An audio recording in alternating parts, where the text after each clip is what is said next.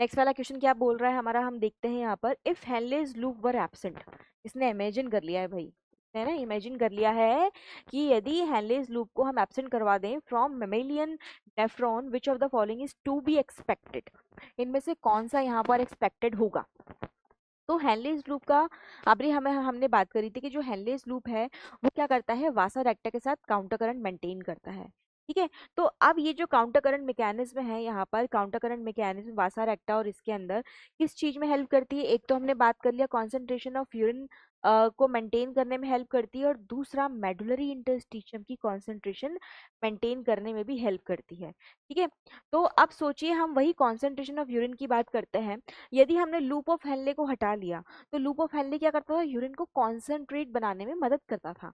अब हमने loop of Henle को हटा दिया, तो जो क्या हमने क्या करा था, लूप ऑफ हेनले को आपने रिमूव कर दिया, इसको आपने रिमूव कर दिया, तो इसकी हेल्प से जो यूरिन कॉन्सेंट्रेशन हो रहा था, यूरिन क्या हो रहा था, कॉन्सेंट्रेट हो रहा था।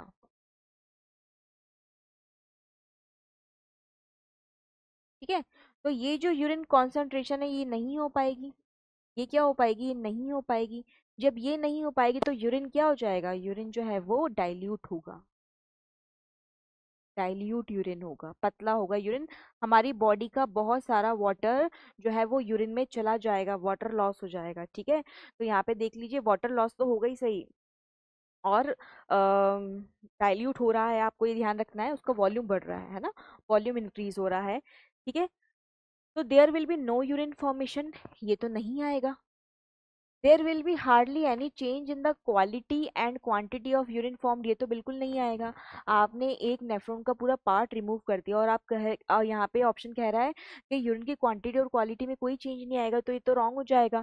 The urine will be more concentrated, no, urine more concentrate थोड़ी होगा, आपने तो कॉन्सेंट्रेट करने वाले पार्ट को ही हटा दिया, तो यूरिन कॉन्सेंट्रेट थोड़ी होगा, अब यूरिन तो क्या हो जाएगा, the urine will be more dilute. ठीक है, मोर डाइल्यूट हो जाएगा, तो हमारा जो डी वाला ऑप्शन है करेक्ट हो जाएगा।